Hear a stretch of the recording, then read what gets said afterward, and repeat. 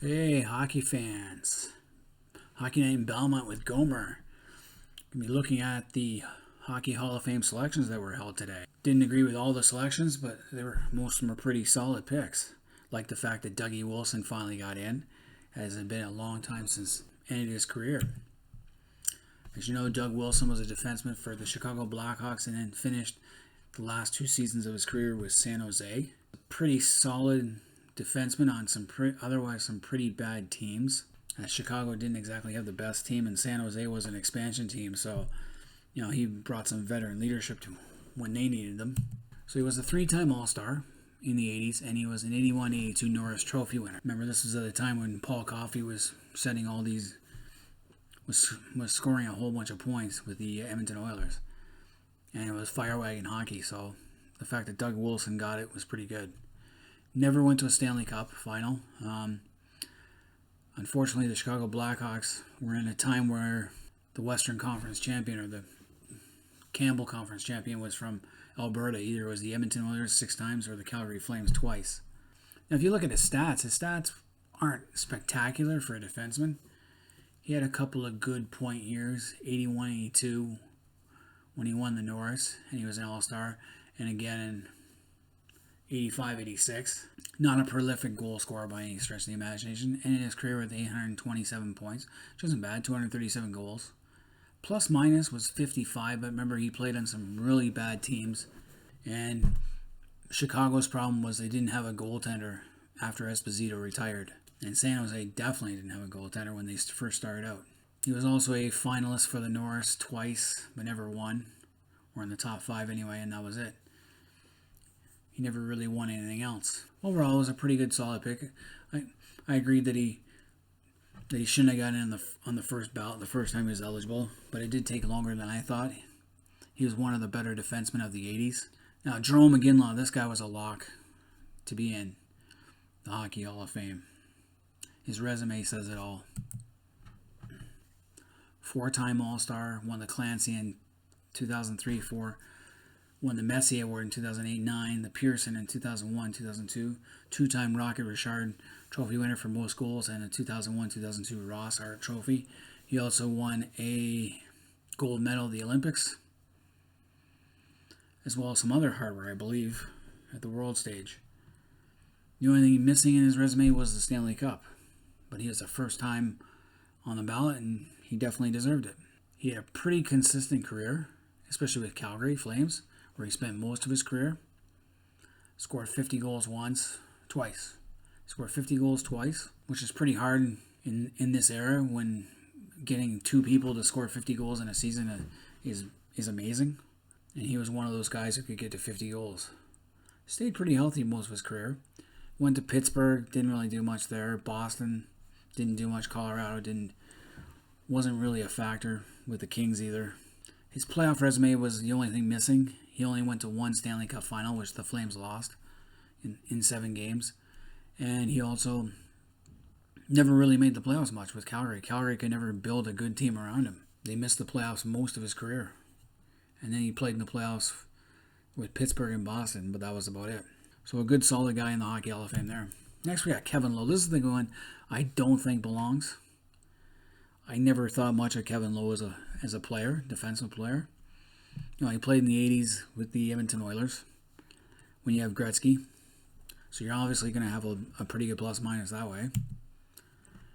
But he was a 6-time Cup winner, so he won all 5 Stanley Cups with Edmonton, and then he won 1 with the Rangers. He also won the 89-90 Clancy Trophy. But other than that, he wasn't an all-star player, and he was only a top 5 of the Norris once in his career, in the top 10 4 different times. Edmonton wasn't known for its defensive power, so his plus minus is okay. It's not great, considering how many points, how many goals the Edmonton Oilers were scoring in the 80s. And he only ended his career with 431 points, 84 goals. His playoff career was a little bit better, his stats were. But you got to look at who he played with and the era he played in. If you're going to put Kevin Lowe in the Hockey Hall of Fame, you should put Kenny Morrow. Or Stefan Pearson from the Islanders. I'd even put Ian Turnbull in before him. Then we got Marian Hossa. At first I was kind of dubious about this, but then I looked at his stats more. I haven't really paid much attention since he left Ottawa. And of course, I know him better as Ottawa. I know he won 3 cups with Chicago and was a one-time All-Star, but he never won anything else major awards. He never won any major awards, any hardware. He was second in Calder, which is about the closest he got for Ottawa when he had 30 points in 60 games. But he was pretty consistent. He hit 30 goals, 30 more goals, 1, 2, 3, 4, 5, 6, 7, 8 times. He was the 30 or more goal scorer.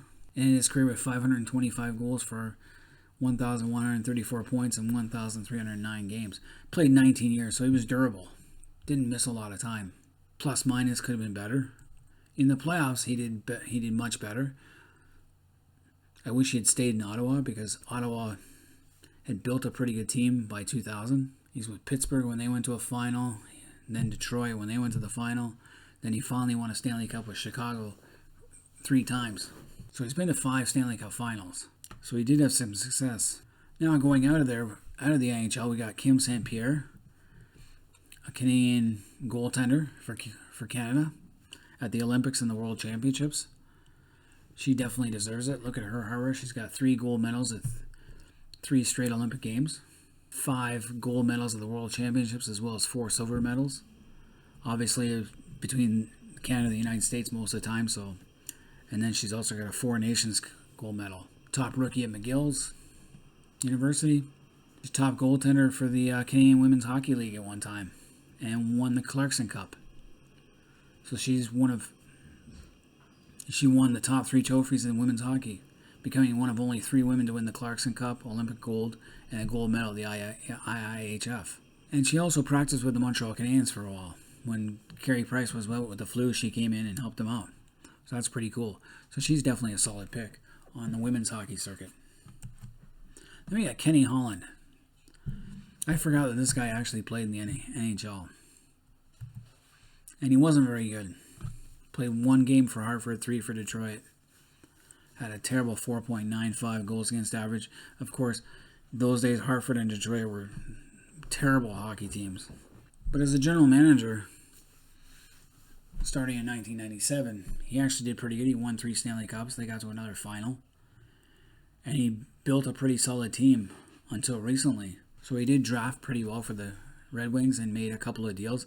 But I did look at the hockey trades history, and some of the deals he made were like, what the hell?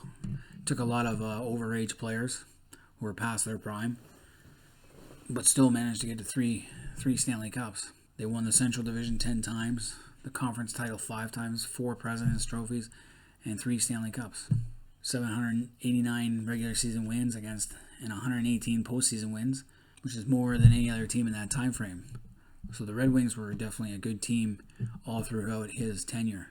So yeah, I can see him being in the Hockey Hall of Fame. He's now the GM with the Edmonton Oilers.